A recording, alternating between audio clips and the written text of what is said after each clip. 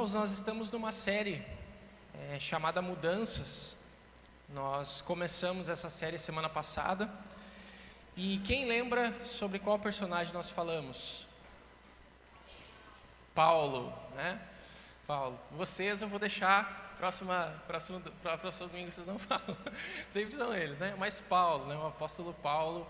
E a gente viu a mudança daquele homem, de um homem religioso para um homem de Deus. E a gente viu todas os nuances da história dele a partir do texto da conversão dele, que é Atos capítulo 9. Para você que participa de um pequeno grupo, você também reviu essa história essa semana nos pequenos grupos. A gente está estudando o mesmo tema do domingo. Hoje nós vamos falar sobre um homem ganancioso.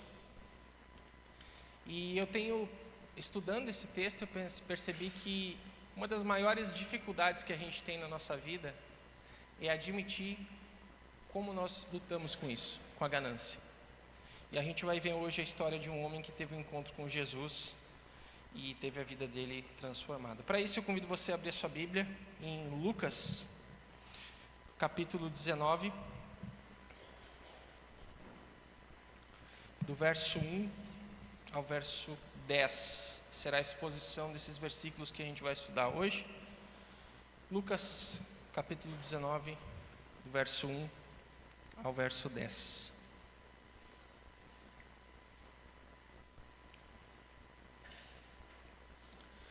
Deixa a sua Bíblia aberta, no celular também, que a gente vai estar estudando esse texto nessa noite. Se você não trouxe a sua Bíblia, você pode acompanhar pelo telão comigo. Diz assim a palavra do Senhor: Jesus entrou em Jericó e atravessava a cidade. Havia ali um homem rico chamado Zaqueu, chefe dos cobradores de impostos. Tentava ver Jesus, mas era baixo demais e não conseguia olhar por cima da multidão. Por isso correu adiante e subiu numa figueira brava, no caminho por onde Jesus passaria. Quando Jesus chegou ali, olhou para cima e disse: Zaqueu, desça depressa. Hoje devam hospedar-me em sua casa. Sem demora, Zaqueu desceu e com alegria recebeu Jesus em sua casa. Ao ver isso, o povo começou a se queixar. Ele foi se hospedar na casa de um pecador. Enquanto isso, Zaqueu se levantou e disse: Senhor, darei metade das minhas riquezas aos pobres. E se explorei alguém na cobrança de impostos, devolverei 4 vezes mais. Jesus respondeu: Hoje chegou a salvação a esta casa, pois este homem também é filho de Abraão. Porque o Filho do Homem veio buscar e salvar os, o que diz aí? Perdidos. Vamos orar? Nosso Deus, obrigado por essa certeza de que o Senhor nos ama.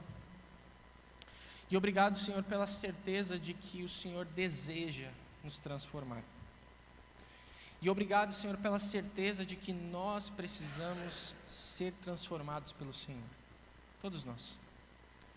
E eu peço, Deus, que essa palavra, a Tua palavra, que é viva e eficaz, possa falar ao nosso coração, possa mexer com o nosso coração e trazer à tona os nossos ídolos que estão lá dentro. Mas que não só traga à tona, Senhor, como também a gente possa centralizar o Senhor no nosso coração, para a gente começar a experimentar essa mudança que vem por meio do Senhor. Essa é a minha oração, Pai, em nome de Jesus. Amém e amém. Então a gente começou semana passada uma série chamada Mudanças. E a gente viu Paulo, então, sendo transformado por Jesus. E todas as implicações que isso aconteceu. E é interessante porque se a gente avalia bem, a mudança de vida de Paulo não foi uma mudança melhor em termos humanos. Paulo, ele tinha todas as coisas e de repente, por amor a Cristo, Cristo muda aquele homem e ele começa a experimentar sofrimentos, privações, começa a experimentar aflições, perdas e uma vida marcada por uma entrega total ao Senhor. Essa é a mudança de Paulo. Não só a vida dele, o coração dele que foi transformado, mas o exterior dele, a volta dele, humanamente falando, não foi uma mudança que a gente diria que foi uma mudança para melhor. Diante disso, eu quero trazer a situação de que essa série Mudanças Não é para você pensar que a partir dela você vai ter um upgrade na sua vida. Porque nós não nos mudamos. Nós não conseguimos nos transformar por nós mesmos. Na realidade, se a gente pudesse dizer que a gente é bom em alguma coisa, é em estragar as coisas, é em piorar as coisas. Mas sermos mudados, transformados, não é uma tarefa minha nem sua. Nós não conseguimos. Então talvez, na mente de alguém, possa dizer assim, não, então se eu entrar na igreja, se eu vier para Jesus, as coisas vão mudar para melhor. Não necessariamente. Porque muitas vezes a nossa visão é tão humana e terrena acerca de Jesus e do reino dele, que a gente acha que quando a gente entrega a nossa vida para Jesus, a gente começa a ganhar tudo. E na realidade não. Paulo experimentou o sofrimento, as perdas por amor a Cristo. Mas ele ganhou uma coisa que ninguém tira dele: a certeza da salvação da alma dele. Uma pessoa vitoriosa não é uma pessoa que conquistou todas as coisas desse mundo, não. É uma pessoa que tem a certeza de que ela é salva, que a partir do momento que ela fechar os olhos aqui, ela acorda na eternidade com Cristo Jesus. Porque é isso que a gente precisa entender. Se a gente fosse colocar algum texto como um texto base dessa nossa ideia, é o texto de Ezequiel que a gente leu semana passada. Vamos ler de novo? 1, 2, 3, e o próprio Deus dizendo: eu lhes darei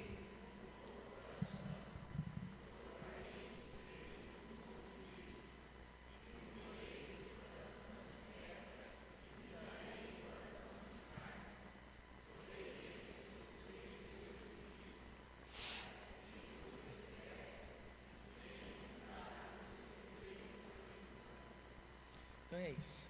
Toda ação de mudança, transformação é do nosso próprio Deus, é do nosso próprio Senhor e Salvador, é por meio dele.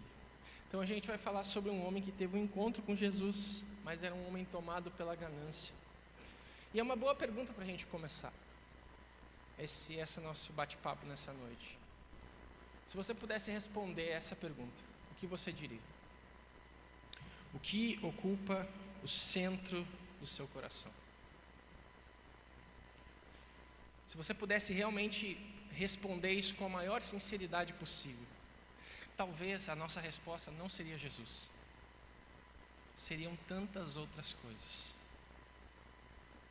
Se a gente fosse franco mesmo.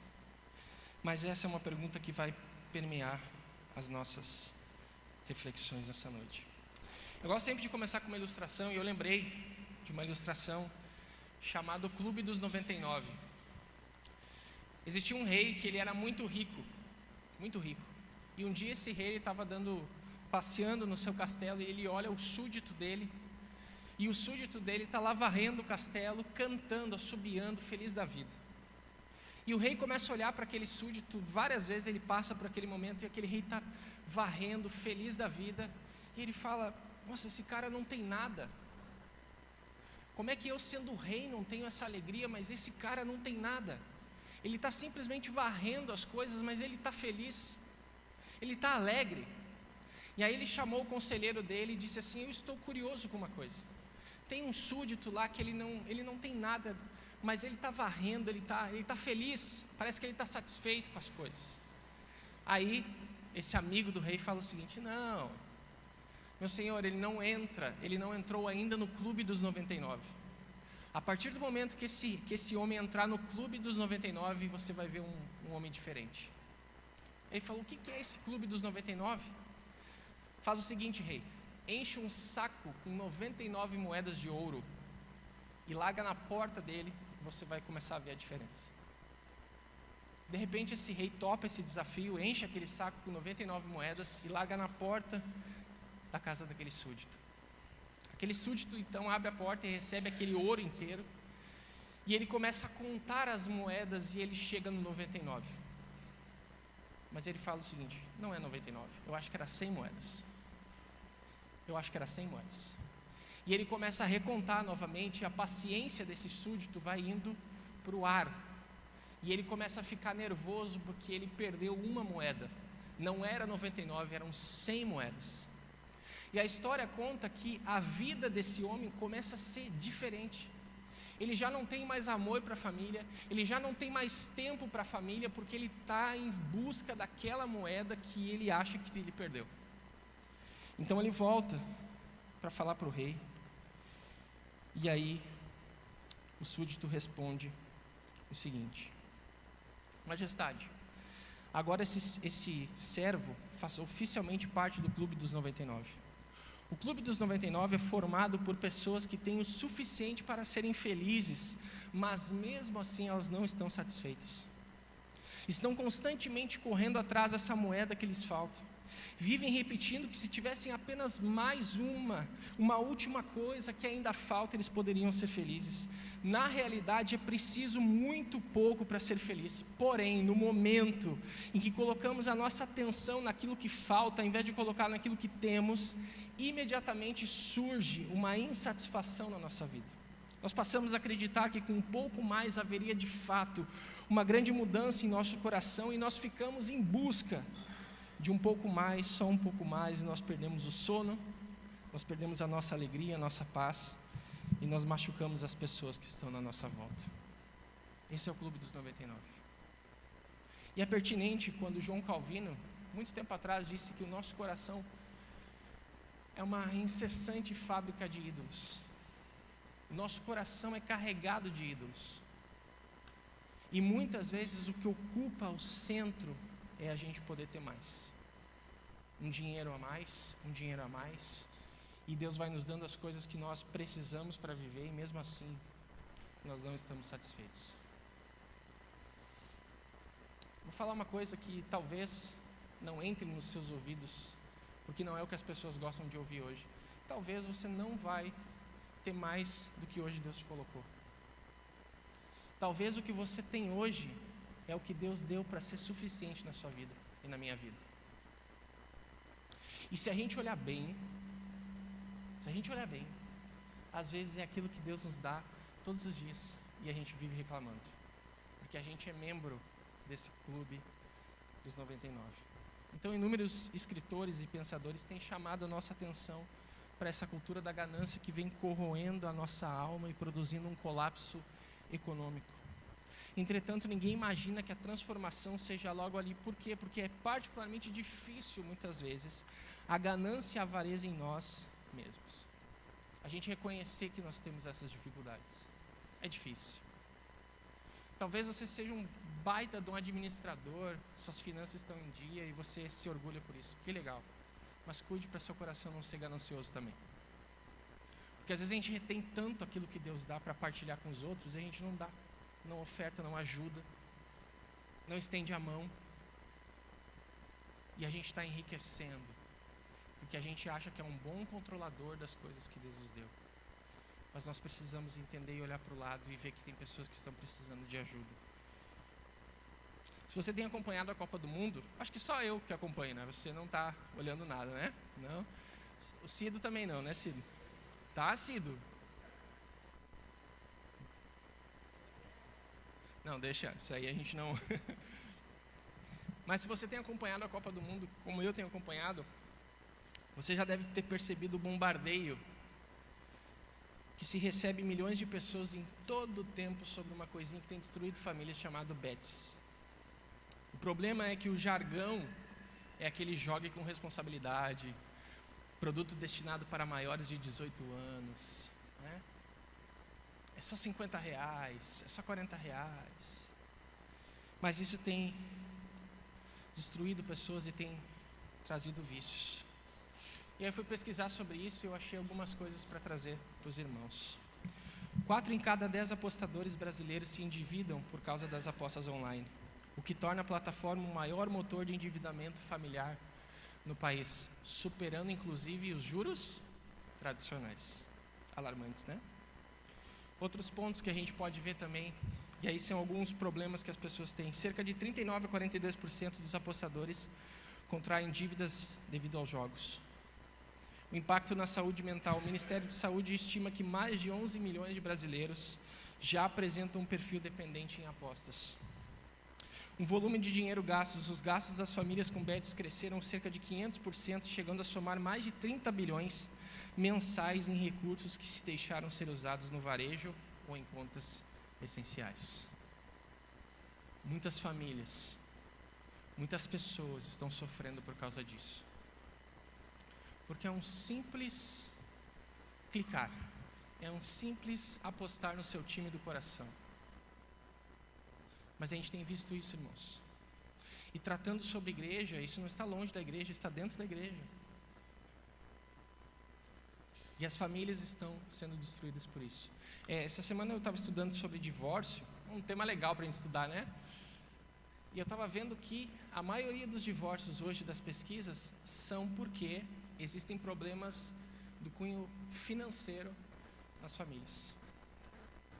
E isso tem causado dissensões matrimoniais, entre outras coisas também.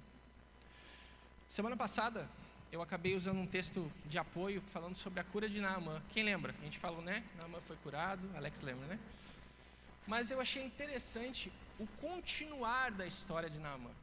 Naamã tinha um cara chamado ajudante do homem de Deus, né, em algumas versões. Chamado, quem lembra? Geazi, né? Irmãos, se você quer ler uma biografia curta e pequena na Bíblia, você vai ler agora comigo. A gente só sabe isso de Geazi. A Bíblia não fala mais nada de Geazi. Mas olha o que acontece. Eliseu cura Naamã, e Naamã tenta dar presentes para o rei, para Eliseu, perdão. E você sabe a história, Eliseu não aceita. Olha só o que diz. Então Naamã e toda a sua comitiva voltavam para onde morava, e o homem de Deus disse, ao chegar diante dele, Naamã disse, agora sei que no mundo inteiro não há Deus, senão em Israel. Por favor, aceite um presente do seu servo, ouro, prata e outras coisas. O que Eliseu responde aí? Quem pode ler? Ou todo mundo pode ler, né? Tão certo como vive o Senhor, a quem sirvo, não aceitarei presente algum. E embora Naamã insistisse, Eliseu recusou. Então Eliseu não aceita o presente de Naamã. Mas aí chega o nosso amigo Geazi. Aí o versículo diz assim, mas Geazi, servo de Eliseu, o homem de Deus, pensou, meu senhor não deveria ter deixado esse sírio, Naamã, partir sem aceitar os presentes.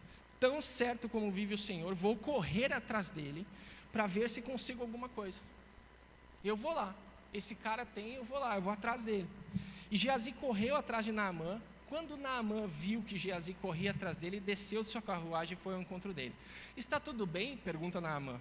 Sim, está tudo bem, respondeu Geazi. Meu senhor me enviou para dizer que acabaram de chegar 2 jovens profetas da região montanhosa de Efraim. Meu senhor pediu, ele não tinha aceitado, 35 quilos de prata e 2 roupas de festas para eles. Claro, leve 70 quilos de prata, insistiu Naamã. Ele lhes deu 2 roupas de festa, colocou a prata em 2 sacolas e enviou 2 servos para carregarem os presentes para Geazi. Então Geazi está indo cheio, conseguiu investir, ele conseguiu um dinheirinho, arrancou um dinheiro do sírio, tudo certo. Eliseu não vai descobrir isso. E aí é o encerramento da história de Geazi.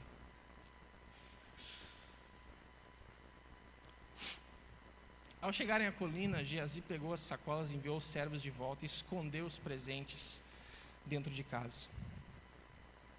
Às vezes a gente tem vícios e a gente não fala para ninguém, né? A gente vai escondendo os nossos problemas. Quando entrou para ver seu senhor Eliseu, este lhe perguntou, onde você esteve, Geazi? O que Geazi diz? Estava aqui. Mas Eliseu lhes disse, você não percebe que eu estava presente em espírito quando Naamã desceu da carruagem para encontrar-se com você? Esta definitivamente não era a ocasião de receber dinheiro e roupas, oliveiras e videiras, ovelhas, gado e servos. Por isso, você e seus descendentes sofrerão da lepra de Naamã para sempre. Quando Geazi saiu dali, seu corpo estava coberto de lepra e a sua pele estava branca como a neve. Essa é a história de Geazi. Um homem que tinha um progresso bom. Ele andava com Eliseu. E de repente o coração dele é tomado por uma ganância. E ele vai atrás, e ele até consegue, mas ele perde tudo. A vida dele agora não existe mais. Nós não sabemos, nós não temos relatos bíblicos depois da história de Geazi e nem da sua família, porque a ganância ocupou o seu coração. Tim Keller tem uma frase muito interessante sobre isso, no livro dele, Deuses Falsos, que ele diz que o modus operandi do Deus dinheiro inclui a cegueira do nosso próprio coração. O que a Bíblia diz sobre o nosso coração, irmãos? Nosso coração é o quê? Enganoso. Do nosso coração flui o quê? Coisas boas ou ruins? Ruins. Ou seja, o nosso coração pode estar cheio de ganância. E pode estar sendo ocupado por um Deus chamado dinheiro. Sem perceber. Então, voltando ao texto, nós veremos primeiramente quem era esse homem e o que Jesus fez na sua vida. Em primeiro lugar, a lição que a gente aprende sobre Zaqueu e Jesus, né? É que Zaqueu ele era um homem rico, mas vazio. Versículo 2 diz: havia ali um homem rico chamado Zaqueu. Aí a Bíblia diz o que ele era: chefe dos cobradores dos impostos. Se o cobrador de impostos não era um cara legal para o povo, tu imagina o chefe dele, né? Você imagina o chefe. Esse cara ele não era amado por ninguém. Ninguém amava esse cara. O nome Zaqueu significa justo, puro. Mas esse homem não fazia jus ao seu nome. Ele era chefe dos publicanos. Esse é o único lugar no Novo Testamento em que se menciona um líder de coletores. O publicano era um cobrador de impostos, um arredentário da Receita Federal de Roma. Ele tinha autorização para cobrar os impostos do povo e depois repassar o dinheiro para os cofres de Roma. Um publicano tinha pouco patriotismo e nenhuma religião. Ele se preocupava mais com o lucro do que com o próximo. Os publicanos eram considerados ladrões e classificados entre as prostitutas. Eram vistos como inimigos do povo, por quem eram muito odiados. Qual é a lição que a gente aprende aqui, irmãos? Quantas vezes nós passamos pela vida acumulando erros, escolhas erradas, atitudes que no fundo nós sabemos que nos afastaram de quem nós deveríamos ser. A sensação de estar preso muitas vezes ao nosso próprio passado, de não conseguir mudar, é algo com o qual muita gente se identifica. Mas e se no meio de toda essa bagunça, que muitas vezes nós nos metemos, porque às vezes a gente chega e diz assim: nossa, eu estou passando por uma provação, eu estou passando por um momento difícil. Mas você está passando porque faz parte da vida todo mundo passar por um momento difícil, ou porque você se meteu num negócio que não era para se meter? Entende? É fruto do nosso pecado, muitas vezes, aonde a gente está, as nossas escolhas. E a gente, muitas vezes, se vitimiza achando que, nossa, é culpa dos outros, é o capeta que está atrás de mim, está me tentando, mas é eu mesmo, é o meu próprio coração. E a gente coleciona erros na nossa vida, momentos que a gente pudesse voltar atrás e dizer: não, eu não vou fazer isso, eu não vou clicar nisso, eu não vou para esse lugar, eu não vou jogar isso, eu não vou viciar nisso. Mas a gente aprende com Zaqueu. Zaqueu abriu mão de tudo na vida dele, irmãos. Ele abriu mão da sua família, do seu povo, da sua nação. Zaqueu não tinha amigos, Zaqueu não tinha família, Zaqueu era sozinho, morava muito bem, comia muito bem, mas ele era infeliz, sozinho. Ninguém gostava dele. Pensa uma cidade não gostar de você, irmãos. Nem a sua família querer você perto. Era Zaqueu. Zaqueu, ele tinha tudo isso. Porém, irmãos, aqui entra a graça. Cristo vê Zaqueu, Cristo chama Zaqueu, Cristo vai à casa de Zaqueu, e Zaqueu ele começa a entender a graça. Então, a lição para nós é: se você de fato encontrar Jesus nessa noite, não será como tomar um suplemento vitamínico. Você não pode simplesmente adicionar Cristo à sua vida antiga como uma dose de ânimo espiritual. E encontrar Jesus significa começar uma vida, o que diz aí no final? Completamente nova. É a graça.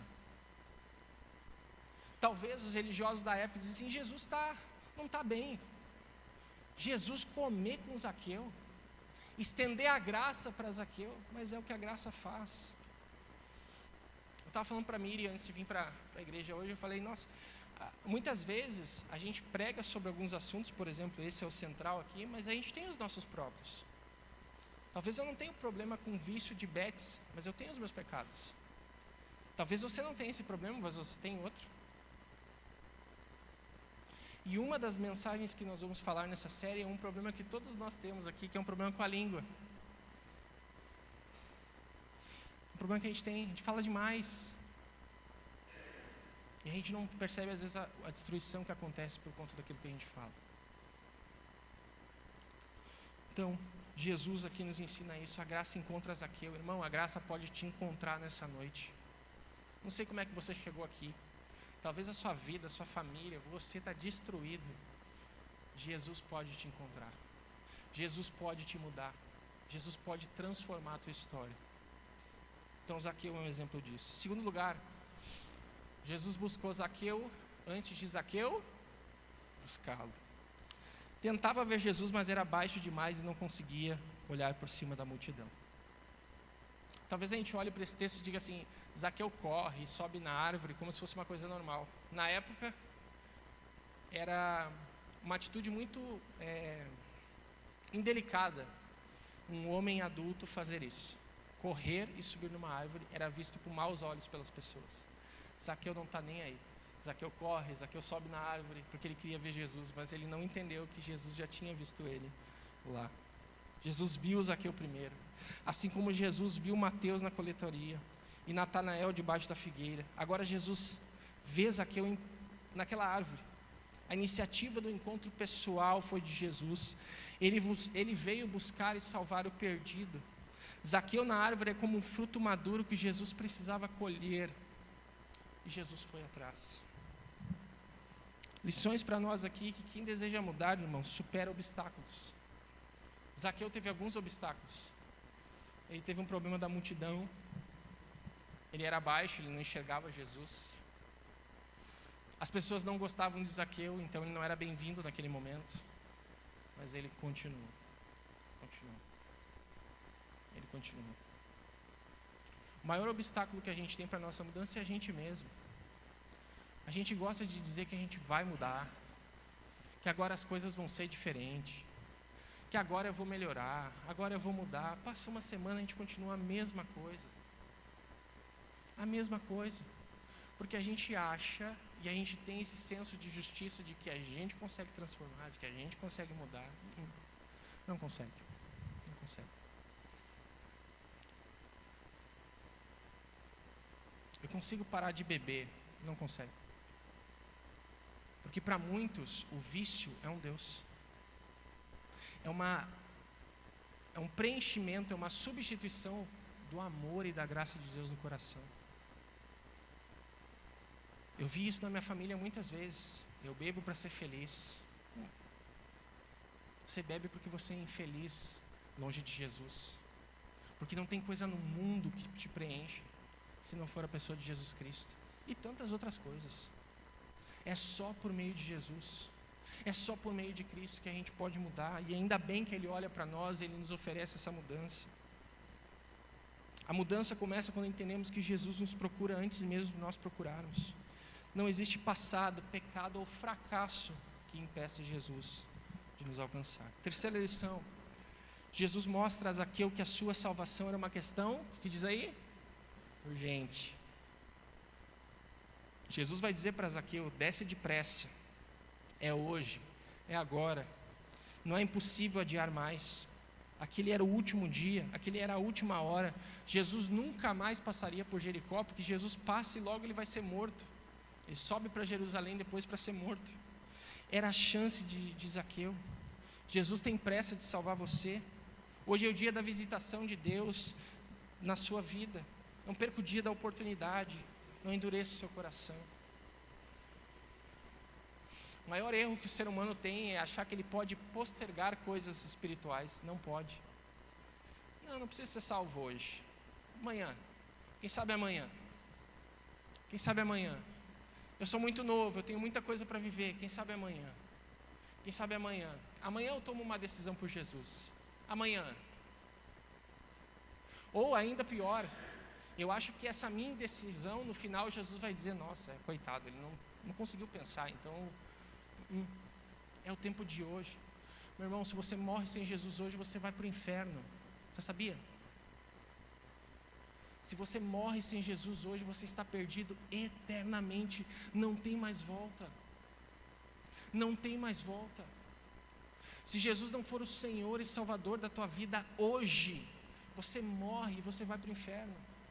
Não tem mais volta. Isso é uma questão urgente. Isso é uma questão urgente. A nossa salvação é uma situação urgente. Não negocie isso. A dúvida já é uma grande resposta de que você não quer Jesus. Então tome essa decisão. Hoje a gente estava estudando na IBD, né? Que aula legal hoje, muito boa. E aí, cadê o Rodrigo? Rodrigo, né? O Rodrigo hoje falou umas coisas muito legais lá. O Rodrigo lembrou de um texto que é verdade. Seja o teu sim, sim, o teu não, não. A gente tem que tomar uma decisão, irmãos. A gente toma decisão para tantas coisas, mas para a fé, para Jesus, a gente, pois é, vou ver. Então é uma decisão. Jesus mostra a Zaqueu que era uma salvação, que esse tema é uma decisão urgente. Quarto lugar, Jesus quer ter comunhão com Zaqueu. Quando Jesus chega ali e olha para cima e diz, Zaqueu, desça depressa, hoje devo hospedar-me em sua casa, sem demora. Ele atende ao chamado de Jesus. Zaqueu desceu e com alegria recebeu Jesus em sua casa. Essa é a única vez que Jesus entra numa casa sem ser convidado.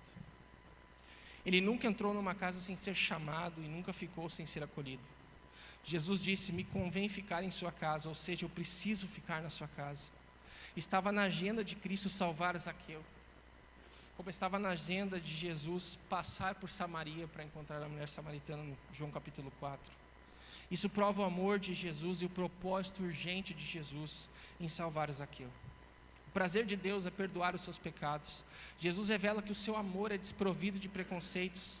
A cidade inteira murmurou ao ver Jesus se hospedando com Zaqueu. Eles sabiam que Zaqueu era um grande pecador, mas Jesus é amigo dos publicanos e pecadores. Ele não veio buscar aqueles que se acham justos ou bons, como médico.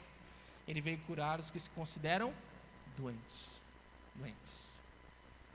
Quinto lugar, a história de Zaqueu nos mostra que Jesus dá a Zaqueu o presente da salvação. É um presente. Jesus respondeu, hoje chegou salvação à sua casa, pois este homem também é filho de Abraão, porque o Filho do Homem veio buscar e salvar os perdidos. A salvação, meus irmãos, não é obtida por meio da religião.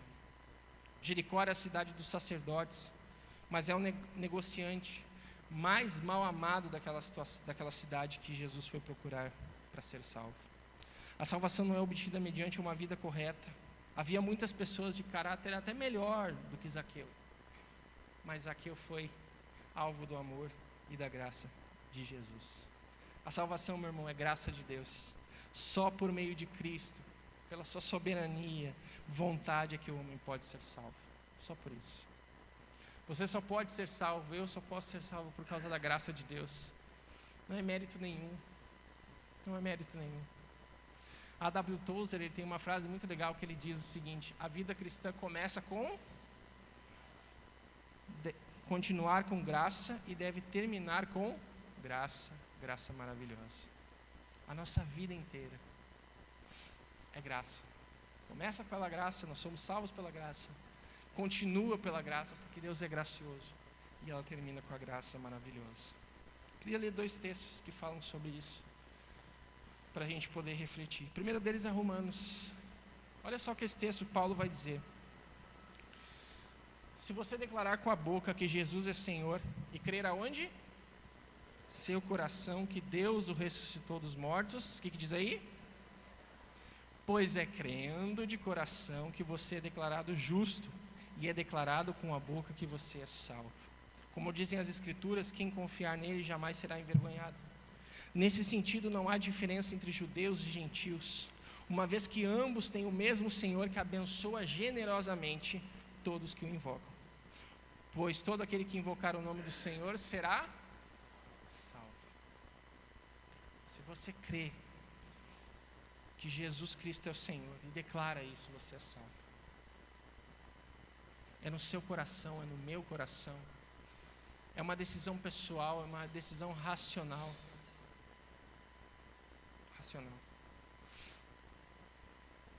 Você não precisa vir aqui na frente fazer um apelo e você vir aqui na frente para você entregar sua vida para Jesus. Você pode tomar essa decisão aí na sua cadeira. Aí, consciente disso.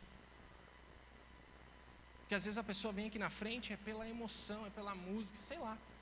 Mas às vezes nem sabe por que tomou aquela decisão.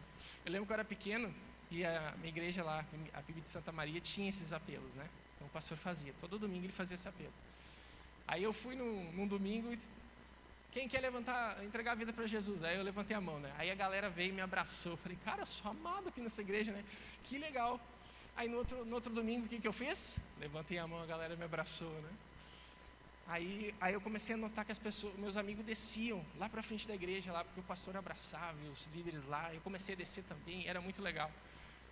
Aí um dia eu cheguei para o meu tio, que me levou a Cristo, e falei assim, tio, eu estou muito crente. Entreguei minha vida para Jesus 3 vezes esse mês. Eu estou, olha, aqui ó, meu tio, tu não entendeu nada, meu amigo. É uma decisão do coração. Não estou dizendo que vir à frente não pode ser um início de algo, mas é uma decisão do coração, é racional, irmãos.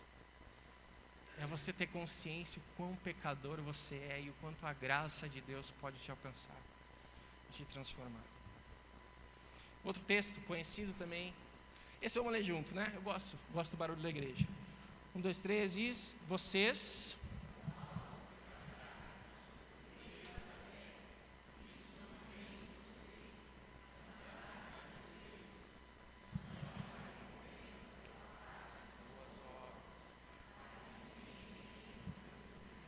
Vocês são salvos pela graça. Não é pelo que você faz. Não é. Interessante porque Lucas 18 fala sobre Jesus e o jovem rico, né? E Jesus e o jovem rico, ele chega para Jesus contando tudo que ele faz moralmente certinho, né? Mestre, que farei eu para herdar a vida eterna? Aí Jesus começa a tocar no coração dele, né? Faça isso. Aí o cara diz assim, estou feito, eu faço tudo isso. E na cabeça dele ele deve ter pensado assim, então eu estou dentro, e eu sou salvo, então vou ganhar a vida eterna aqui, ainda vou ser elogiado por Jesus, porque eu sou moralmente certinho. Aí Jesus, muito bem, que legal, agora vende tudo e dá aos pobres. Aí o texto diz que aquele homem sai triste do encontro, porque ele tinha o quê? Muitos bens. Aí Lucas 19, a gente tem outro rico, que não tinha a mesma moralidade perfeita do jovem rico, mas ele entendeu sobre graça. Não é o que você tem, não é o que você faz. Você pode ser o cara mais batista aqui hoje, mais evangélico que você achar.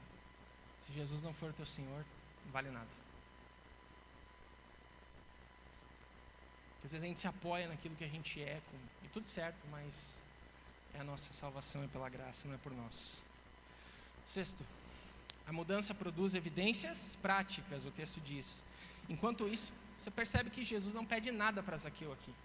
Não vai pedir nada. Zaqueu se levanta e diz, Senhor, darei metade das minhas riquezas aos pobres, e se explorei alguém na cobrança de impostos, devolverei 4 vezes mais. Parte de Zaqueu isso. Zaqueu demonstra uma profunda mudança na sua vida. Jesus transforma o seu coração, transforma a sua vida, seu caráter e o seu bolso. O primeiro sinal de conversão da vida de Zaqueu foi o amor, a generosidade e a disposição de dar. Eu resolvo dar, Zaqueu diz. Até então sua vida era marcada por receber e tomar o que era dos outros. Ele que sempre tomou, agora ele quer dar. O eixo da sua vida mudou, o seu coração mudou. Ele que queria sempre levar vantagem em tudo, quer ajudar. Ele que sempre pensava em si mesmo, agora pensa nos outros.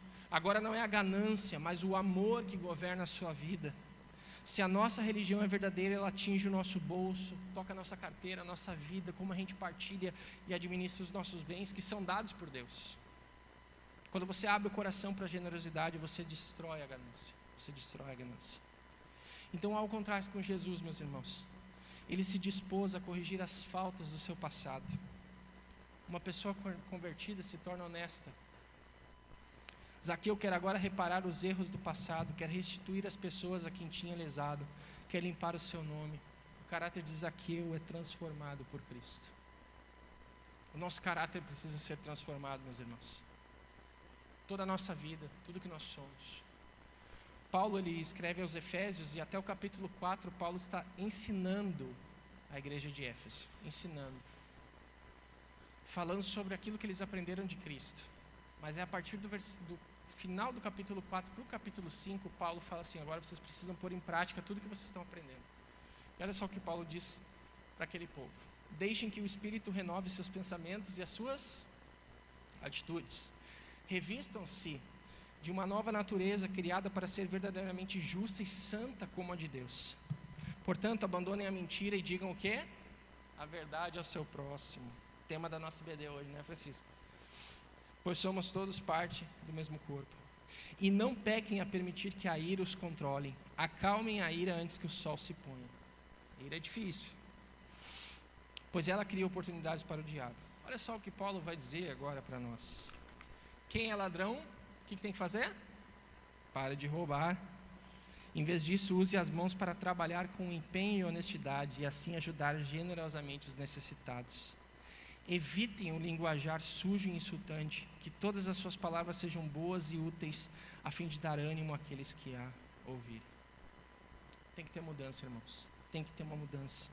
Zaqueu nos mostra que o nosso coração, por vezes cego pela ganância, foca em coisas que não valem a pena, que não redimem a nossa alma, que não cumpram a nossa salvação.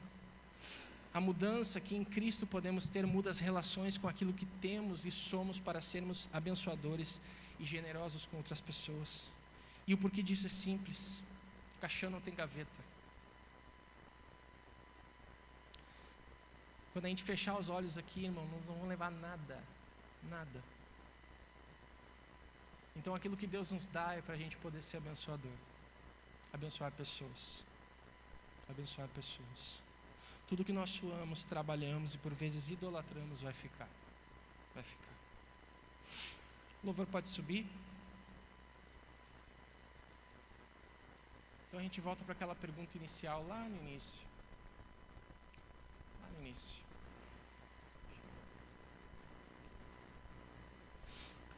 O que ocupa o centro do seu coração? Talvez é o dinheiro. Mas eu não tenho dinheiro. Talvez é a busca pelo dinheiro.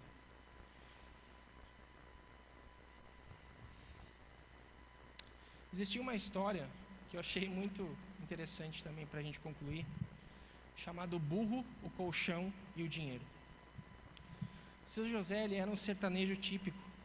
Apesar de aparência rude, que o trabalho da roça lhe empregara, ele era gente boa, de bom coração. Criava sua família com muita dificuldade, no entanto, mostrava-se mais eficiente que muitos doutores em economia no país. Incrivelmente, ele conseguia poupar algum dinheiro. Mas a agência bancária ficava longe e ele fazia o que muitos também o faziam antigamente. Escondia o dinheiro aonde? Embaixo do colchão, né? Escondia o dinheiro dentro do forro do único colchão de palha em que ele, a esposa e os 3 filhos dormiam. E no qual o filho caçula muitas vezes passava ali também. Certo dia, antes de irem trabalhar para a roça, a esposa coloca o colchão para fora para pegar um pouco de sol. Ao voltarem da labuta, de longe, o seu José viu um burro mastigando o colchão de palha. Ele corre até lá e aos gritos conseguiu arrancar pelo menos uma parte da comida da boca do animal. Em quase pânico e desespero, juntou aquela maçaroca de palha, dinheiro e baba de burro e levou até o banco para ver o que poderia ser feito. A história é que ele não conseguiu recuperar tudo, é claro, mas pelos funcionários ele conseguiu juntar alguma coisa, recuperar alguma coisa. Foi um fato lamentável, mas ele entendeu. Tudo aquilo que ele investiu, tudo aquilo que ele guardou, foi um burro e veio e pegou. Muitas vezes a gente vai acumulando tesouros, no nosso coração vai ficando envaidecido. Mas a gente não usa isso. E de repente a gente perde a oportunidade de ser generoso, de abençoar pessoas, de ser abençoado. Deixei um último texto para a gente poder concluir. Léo, coloca de novo para mim o último slide. Mateus 6, 19 e 21. Último. Isso. Aí. Quero encerrar com esse texto, depois a gente vai cantar. Não ajunteis tesouros na terra, onde a traça e a ferrugem tudo consomem, e onde os ladrões minam e roubam. Mas ajuntai tesouros no céu, onde nem a traça nem a ferrugem consomem, e onde os ladrões não minam e nem roubam. Porque onde estiver o vosso tesouro, aí estará também o seu coração. E que o nosso coração, irmão, seja transformado. Seja transformado. Que não haja ganância no nosso coração. Que não haja idolatria. Às vezes a idolatria é a gente. Está a gente no nosso coração, nós mesmos. Aquilo que a gente tem, aquilo que a gente faz. Mas precisa ser destronado. Precisa ter Cristo no centro. Amém?